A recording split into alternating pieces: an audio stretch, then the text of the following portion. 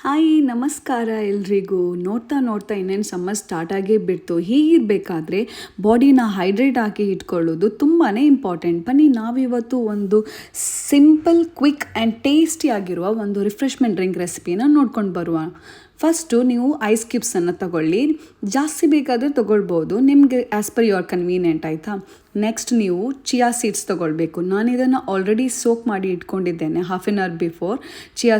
ಒಂದು table spoon chia ಸೀಡ್ಸನ್ನು ತಗೊಂಡಿದ್ದೇನೆ. ಮತ್ತು chia seeds are very rich in fibre, anti accidents, minerals, omega 3 fatty acids, ಆಯಿತಾ. ತುಂಬಾ health benefit ಇದೆ. ಸೊ ಇದನ್ನು ಕನ್ಸ್ಯೂಮ್ ಮಾಡೋದು ಹೆಲ್ತಿಗೆ ಒಳ್ಳೆಯದು.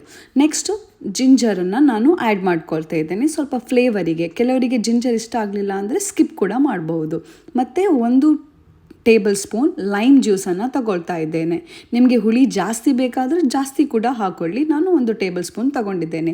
ಮತ್ತು ಚಿಲ್ಲಿ ಕೂಡ ಆ್ಯಡ್ ಮಾಡ್ಬೋದು, ಬಟ್ ನಾನು ಚಿಲ್ಲಿನ ಸ್ಕಿಪ್ ಮಾಡ್ತೇನೆ, ನನಗೆ ಸ್ಪೈಸಿ ಅಷ್ಟು ಇಷ್ಟ ಆಗಲ್ಲ. ನೆಕ್ಸ್ಟ್ ಸ್ವಲ್ಪ ಶುಗರನ್ನು ಆ್ಯಡ್ ಮಾಡ್ಕೊಳ್ಳಿ ನಿಮಗೆ ರುಚಿಗೆ ತಕ್ಕಷ್ಟು, ಬಟ್ ಶುಗರ್ ಆದಷ್ಟು ಕಮ್ಮಿನೇ ತೊಗೊಳ್ಳಿ. Sugar is not good for health, ಆಯಿತಾ.